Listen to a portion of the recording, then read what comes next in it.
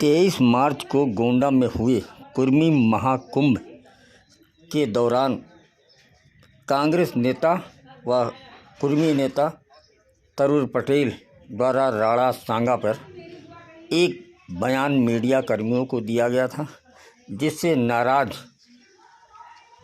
क्षत्रिय समाज के लोगों ने तरुण पटेल को काफ़ी गाली गलौज और मारपीट की धमकी दी।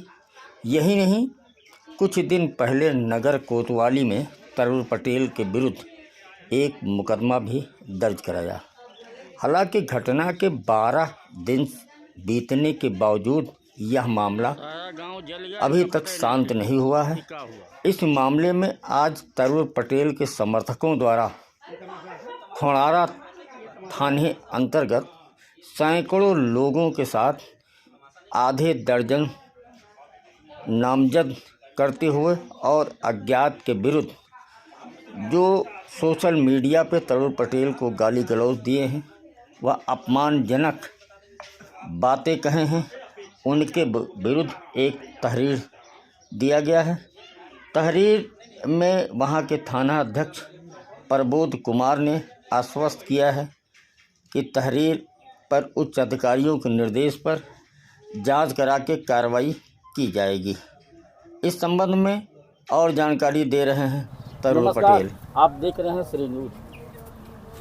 आप देख रहे होंगे 23 मार्च से अब तक एक शख्स जो हमारे साथ खड़े हुए हैं तरुण पटेल जी, इनको काफ़ी विवादित कर दिया गया है। इनके बयान को लेकर विवादित किया गया है। आज ये सभी लोग यहाँ खोड़ारा थाने पे आए हुए हैं और एक यहाँ तहरीर दे रहे हैं। हम तरुण पटेल जी से ही बात करेंगे कि आखिर मामला क्या है, क्यों थाने पे आओ इतनी संख्या में लेके। जी तरुण जी, क्या मामला है? ऐसा कौन सी बात बोल दिए आप कि आपको लोग गाली दे रहे हैं, धमकी दे रहे हैं, पिटाई करने की बात कर रहे हैं? क्या है मामला?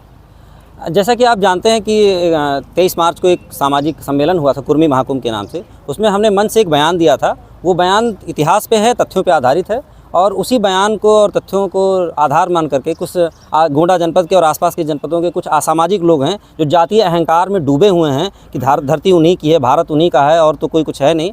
तो ऐसे लोग हमारे परिवार को, माँ बहन की भद्दी भद्दी गालियाँ दे रहे हैं और हमारे पूरे कुर्मी समाज को गाली दे रहे हैं, पूरे किसान समाज को गाली दे रहे हैं। तो आज हम सब लोग यहाँ साथी इकट्ठा हुए हैं सैकड़ों की संख्या में। हम अपने गार्जियन के साथ में आए, चूँकि परिवार के मुखिया वही हैं। हम लोगों ने एक प्रथम सूचना रिपोर्ट के लिए FIR के लिए एक तहरीर दी है, क्योंकि जो बयान हमने दिया था वो इतिहास के तथ्यों पर आधारित है। और जो लोग झूठे अहंकार में डूबे हुए हैं, जातीय अहंकार में डूबे हुए हैं, उन्हें लगता है कि वो संविधान से ऊपर हैं। तो मुझे लगता है कि उनके परिवार के लोगों को अपने बच्चों को पढ़ाना चाहिए ताकि इतिहास पढ़ें, और इतिहास में जो है उसे बदला तो जा नहीं सकता।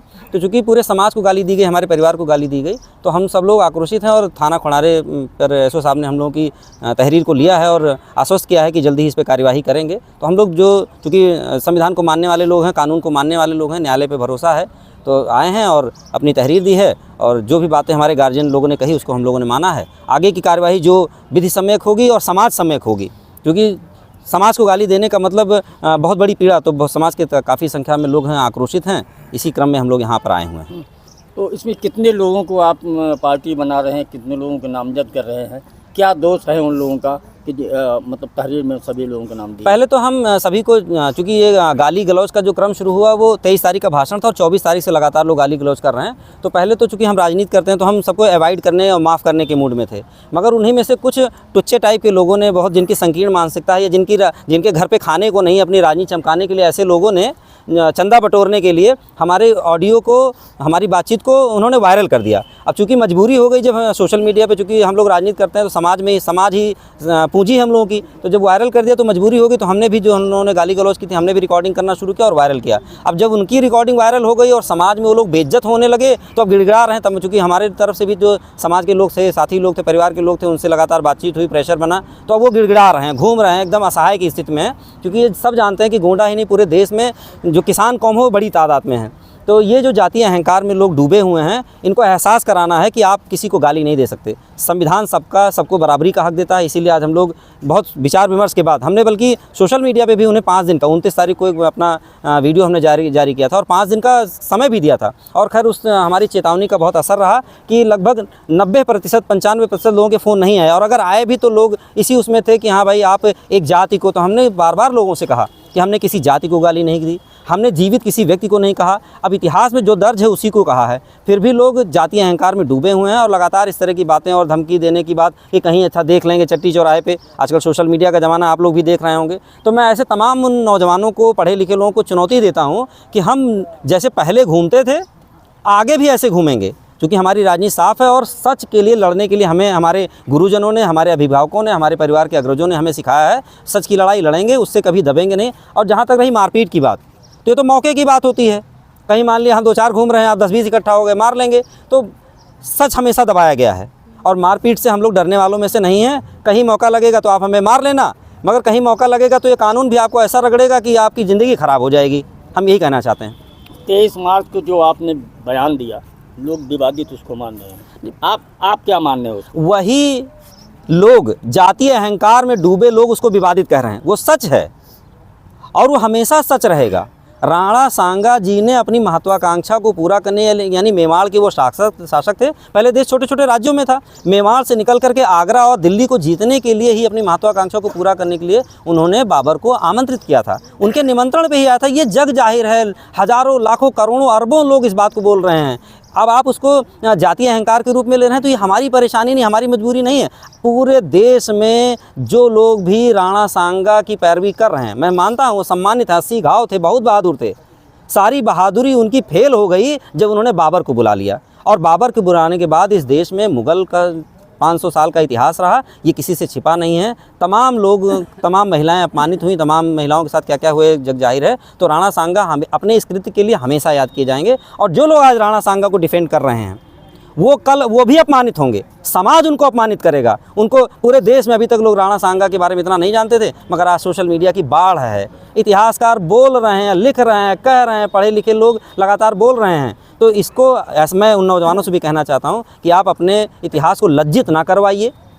इतिहास खोदने पे आएंगे तो लज्जित होंगे। इसलिए भविष्य की बात करिए, संविधान को सर्वोपरि मानिए। आप देखिए, कह रहे हैं कि 12 तारीख को महाराणा प्रताप जैसे सूरवीर आइकॉन का नाम आगे करके कह रहे हैं कि आगरा में फिर से रामजी लाल सुमन जी के घर पे चढ़ेंगे। एक अंतिम सवाल है कि जो बयान आपने दिया, उस बयान को अगर वो बुरा मान गए या विवादित मान रहे हैं, तो उनको क्या करना चाहिए था? पहली बात तो विवादित बयान नहीं है। दूसरी बात, अगर बुरा मान गए तो किताब पढ़नी चाहिए। तीसरी बात, अगर वो अपने आप को राणा सांगा का वंशज मान रहे हैं तो स्वीकार करें। जैसे गलती होती है, हमारे ही पूर्वजों से कोई गलती हो, तो अगर हमसे वर्तमान विवाद छिड़ेगा तो हम कहेंगे हाँ ठीक भाई, बाप दादाओं से गलती हुई होगी। तो स्वीकार करें। जो लोग आज ताल ठोक के कह रहे हैं कैसे, वो स्वीकार करें। आगे आने वाले समय पर स्वीकार करना, आगे आने वाले समय पर उनको स्वीकार करना पड़ेगा कि उनसे ये गलती हुई थी। वो बहादुर थे, उनका सम्मान है, इसमें कोई गुरेज नहीं है, मगर उनसे गलती हुई है। ये जो तमाम लोग कह रहे हैं, इनको स्वीकार करना पड़ेगा। ये से अब तक कुछ लोगों द्वारा विवादित कर दिए गए हैं। वो आज थाने पे आए हैं रिपोर्ट दर्ज कराने के लिए। ये अभी भी अपनी बातों पे अडिग हैं। इनका कहना है कि जो मैंने कहा था उस दिन, वो इतिहास के पन्नों में है और मैंने कोई तथ्य गलत नहीं किया था। गोंडा से कैलाश वर्मा। क्या नाम है आपका और क्यों थाने पे आज आए हुए हैं, क्या मामला है? मेरा में बात बताइए। मेरा नाम श्री राम चौधरी है। थाने पे क्यों आए हैं आज? थाने पे आए हैं रिपोर्ट दर्ज कराने। काहे लिए, क्यों? हमारे परिवार को गाली दिया रहा, धमकी दिया रहा है, यही बात है। हमको आज सुरक्षा है। वो तो तहरीर दे दिया? हाँ, सुरक्षा लिए आए हैं।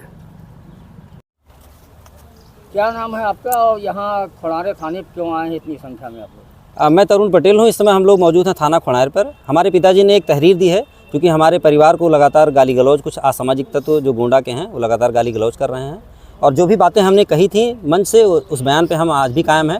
मगर चूँकि पूरे परिवार को गाली दी जा रही है, हमारे कुर्मी समाज को गाली दी जा रही है, पूरा समाज आक्रोशित है। आप देख रहे होंगे कि यहाँ तमाम सैकड़ों साथी हमारे मौजूद हैं। तो पिताजी ने, चूँकि घर के मुखिया हैं, तो उन्होंने आज एक प्रथम सूचना रिपोर्ट दर्ज कराने के लिए एक तहरीर दी है। एसओ महोदय ने कहा है कि 1-2 दिन में जांच करके हम प्राथमिकी दर्ज करेंगे और इसीलिए हम यहाँ सब लोग इकट्ठा हुए हैं।